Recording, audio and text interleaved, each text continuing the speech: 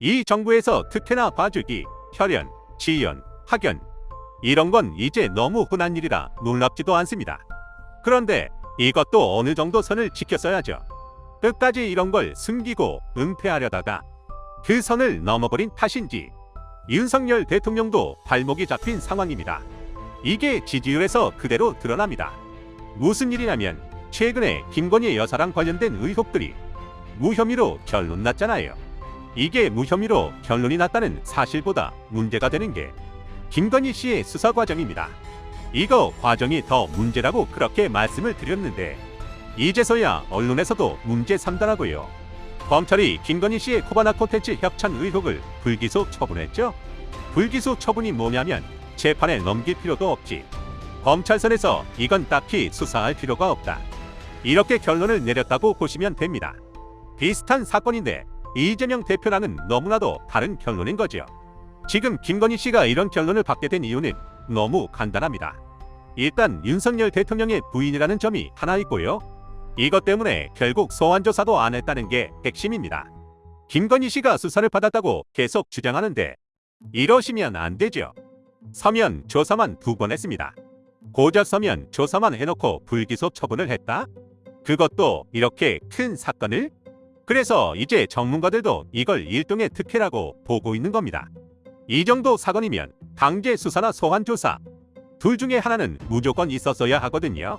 그런데 서면 조사만 했다는 것도 문제고 애초에 일반 국민들은 서면 조사만 하는 것도 굉장히 드물다는 게 포인트입니다. 검찰 단계까지 갔으면 검사실에서 수사관을 직접 대면하고 조사하는 게 대부분입니다.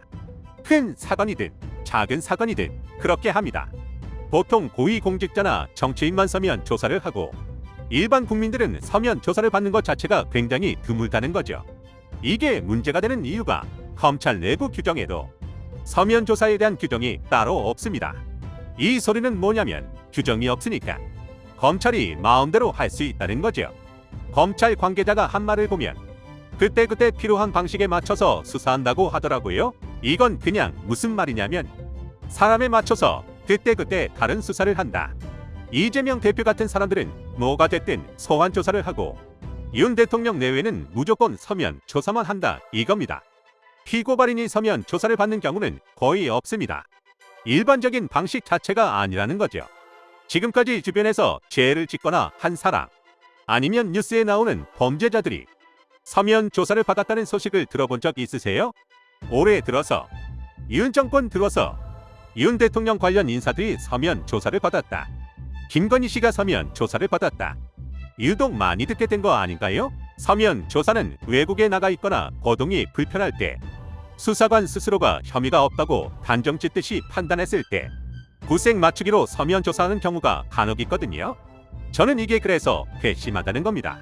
어느 정도 알만한 사람이 이런 식으로 수사를 진행하라 하고 아무리 본인 배우자라도 이런 식으로 대놓고 봐주기 수사를 하는 경우가 뭐냐 이겁니다.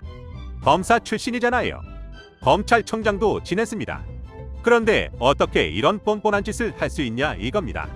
검찰총장식이나 지낸 사람이 법을 몰라도 너무 모르고 법을 활용할 수 있는 방법도 전혀 모르는 것 같습니다. 이게 어디서도 드러나냐면 최근에 근로기준법을 바꿨잖아요. 근로기준법 제50조 제1항에 보면 이런 게 있습니다. 일주간의 근로시간은 휴게시간을 제외하고 40시간을 초과할 수 없다. 이렇게 규정하고 있고 이 말은 무슨 말이냐면 우리나라의 법정 기준 노동시간이 일주일에 40시간이라는 겁니다. 그런데 이번에 윤석열 대통령하고 그 정부 인사들이 근로시간제도 개편 방안이라면서 내놓은 걸 보면 아예 근로기준법 자체를 무시하고 있죠. 개편 방안의 핵심이 뭔가요?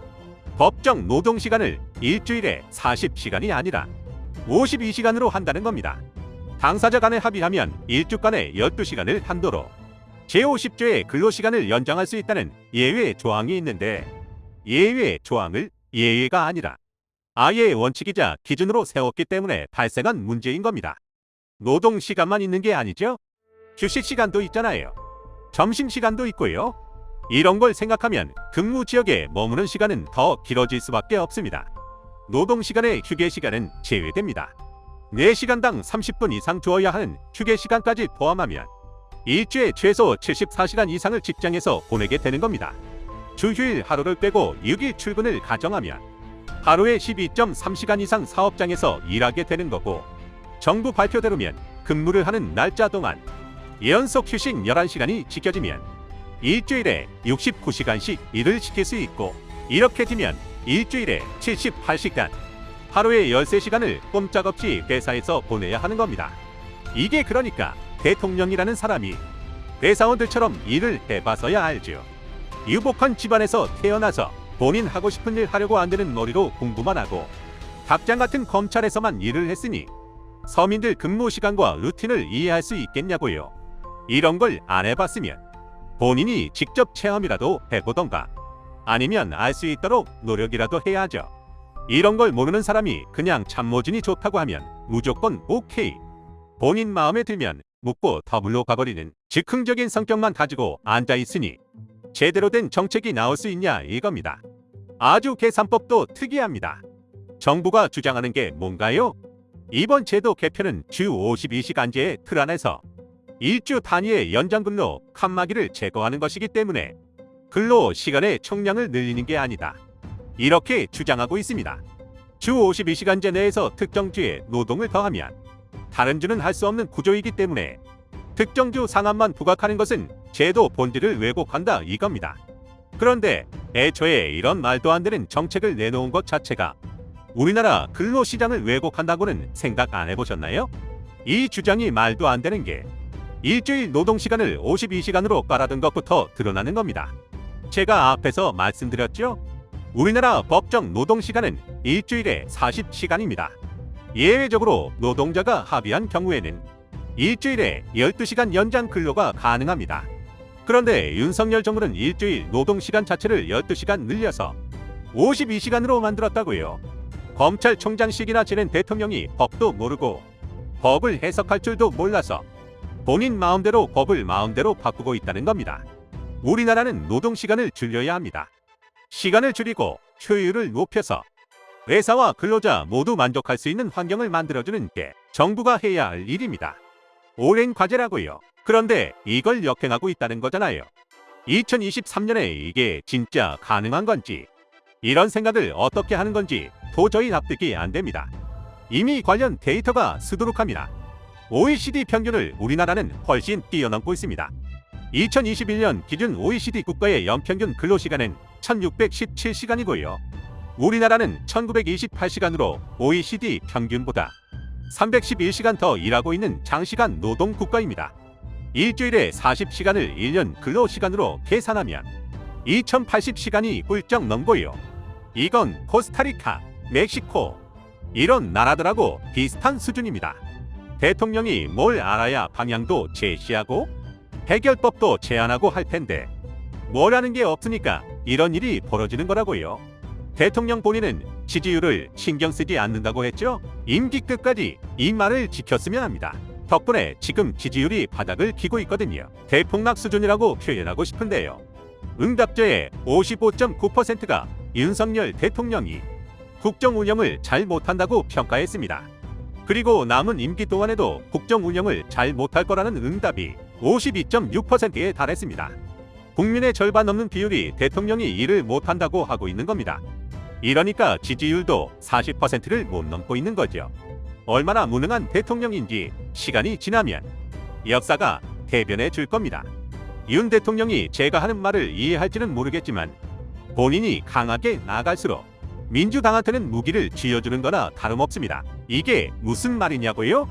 본인이 지금 하는 말과 행동들이 민주당한테는 무기가 된다 이 말입니다. 반대로 말하면 이재명 대표한테 지금 불체포 특권을 포기하라는 무식한 사람들 있잖아요. 이 소리는 뭐냐면, 야, 저 사람은 무기를 들고 있지만 너는 주먹만 믿고 싸워, 이런 말하고 똑같다는 겁니다. 이런 주장을 하는 사람들은 정치하시면 안 됩니다. 지금이라도 정신 차리고 자원봉사를 하거나 사회공헌 사업을 해야 합니다. 자원봉사랑 사회공헌 사업을 비하하는 게 아닙니다. 자원봉사랑 사회공헌 사업은 특정 목적이나 이익을 위한 목표를 가지고 하는 게 아닙니다. 말 그대로 봉사하는 거죠? 정치는 그렇지 않습니다. 나라가 잘 되어야 한다는 목적과 나라가 잘 살아야 한다는 목표를 가지고 해야 하는 게 정치고, 그러라고 국민들 세금으로 돈을 주는 겁니다. 예컨대 박지원 전 민주당 비대위원장 같은 사람들은 정치할 머리가 안 되는 겁니다. 아마 이런 사람들은 정치할 때는 무소유를 주장하고 봉사할 때는 부당한 이익을 취득하려고 할 겁니다. 그만큼 상황 판단이 안 되고 머리가 안 돌아가는 사람이라는 거죠. 이 말을 왜 하냐면 헌법과 법률의 취지를 위반하면서 마구잡이로 권력을 행사하는 대통령이 들어섰잖아요. 이미 우리나라는 민주주의의 관습이라 규범이 무너지고 있습니다. 대통령은 지금 보이지 않는 칼자루를 들고 망나니처럼 휘두르고 있습니다. 이러면 우리도 창과 방패를 들고 싸워야지. 뭘 근거로 맨주먹으로 싸우라고 하냐 이겁니다. 대시 윤석열 대통령한테 돌아와서 말하자면 윤 대통령이 하는 말과 행동이 지금 칼끝과도 같아서 이건 정부에 반대하는 사람들한테도 창과 방패를 들어달라고 부추기는 거나 다름없다는 겁니다.